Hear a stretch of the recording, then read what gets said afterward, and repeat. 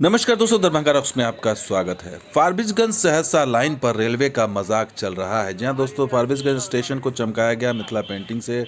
यहाँ पर अभी जीएम साहब भी आए थे, अंशुल गुप्ता, और उन्होंने यहाँ पर बहुत सारी योजनाओं का लोकार्पण किया। लेकिन समस्या बहुत बड़ी आज बात करेंगे कि सहरसा से जो कनेक्शन होना है फारबिसगंज का, वो अब तक क्यों नहीं हुआ।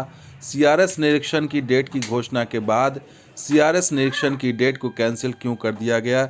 आज इसी सब की बात करेंगे कि आखिर मिथिला में रेलवे के दो जोन की भिड़ंत क्यों हो रही है।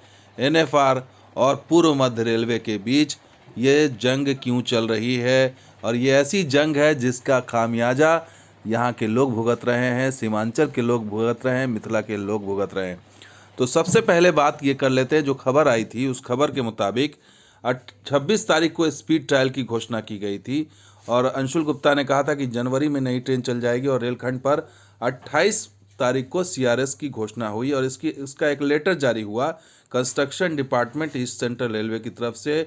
डीएम अररिया को ये चिट्ठी लिखी गई थी, जिसमें ये कहा गया था कि 28 तारीख को सीआरएस इंस्पेक्शन होने वाला है, तो आप कानून व्यवस्था की स्थिति को देखिए।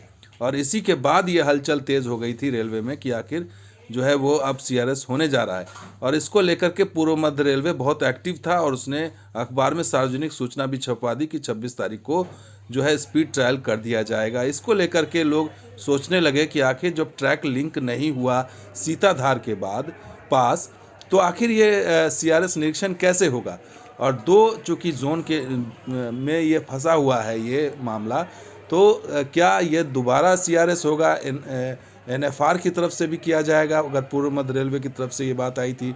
लेकिन अब खबर आई कि सीआरएस निरीक्षण को कैंसिल कर दिया गया है, अब सीआरएस निरीक्षण नहीं होगा।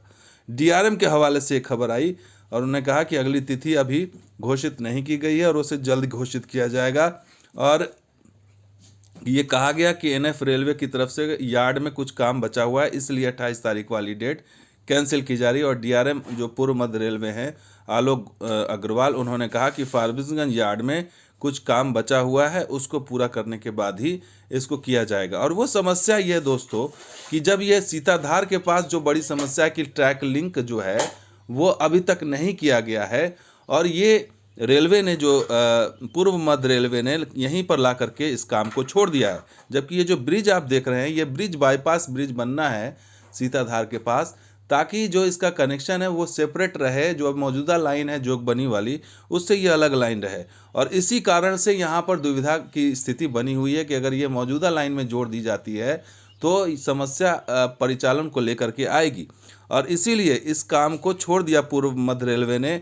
और उससे लगा कि ये एनएफआर का काम है, इसलिए क्योंकि जो पुरानी लाइन थी जो मीटर गेज की, वो कुछ इसी तरह की थी कि यहीं पर ला करके उसको लिंक किया गया था।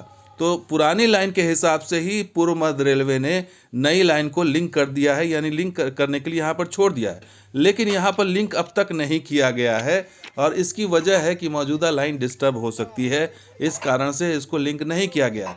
और पूर्व मध्य रेलवे ने जो है इसका जो पुल का काम था वो सीधा सीधा एनएफआर के ऊपर डाल दिया कि ये सीमांत रेलवे जो है वो इसका जिम्मा है। और सीमांत रेलवे ये समझ रहा था कि पूर्व मध्य रेलवे पूरी लाइन को यहाँ तक लेकर के आएगा, और इसी चक्कर में दोनों में आपस में रस्साकशी जारी है। और इसकी खामियाजा अभी तक जो लोग भुगत रहे हैं वो यही है कि पूर्व मध्य रेलवे जो है वो बहुत एक्टिव नजर आ रहा है। लेकिन ऐसे में सवाल है कि क्या एनएफ रेलवे कोई खेल कर रहा है, जानबूझकर देरी कर रहा है। सीताधार पुल बनाने की आखिर जिम्मेदारी किसकी है, पूर्व मध्य रेलवे की है या सीमांत रेलवे की है। इसी रेलवे ने सीताधार पुल को आखिर क्यों नहीं बनाया, उससे पहले ही लिंक करके छोड़ दिया, ये बड़ा सवाल है। इसके अलावा एनएफ रेलवे जो है वो इतना ढीला ढाला रवैया क्यों है, बड़ा सवाल ये भी है। और सबसे बड़ी चीज़, क्या एनएफ रेलवे बदला ले रहा है पूर्व मध्य रेलवे से कि आपने लिंक को यहाँ तक लाना था, यार्ड तक लाना था, या फिर लाइन को पूरा वहाँ तक ले जाना था, उसकी जिम्मेदारी पूर्व मध्य रेलवे की थी। और इसी को लेकर के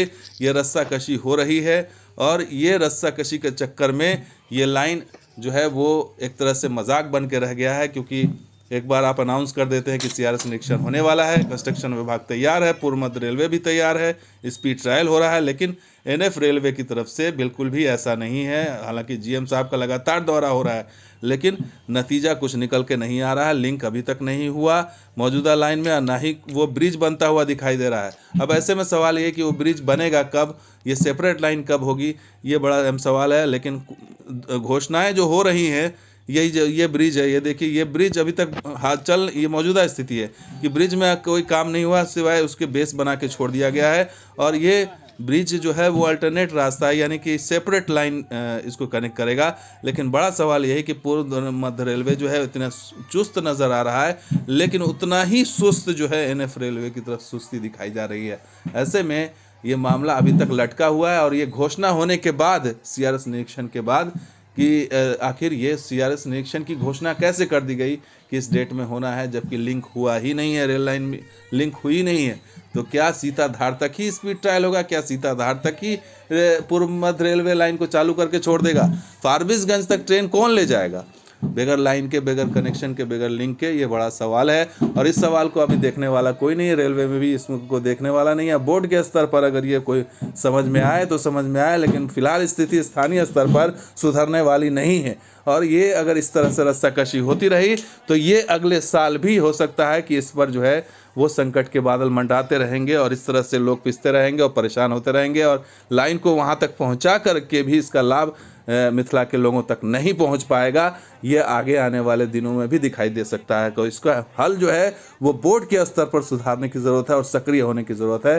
तो दोस्तों, इस वीडियो को ज़्यादा से ज़्यादा शेयर कीजिए, ताकि ये वीडियो संबंधित अधिकारी, संबंधित मंत्रालय तक पहुँचे, और इसमें हो सकता है कि कुछ कार्रवाई हो। तो शुक्रिया इस वीडियो को देखने के लिए, धन्यवाद।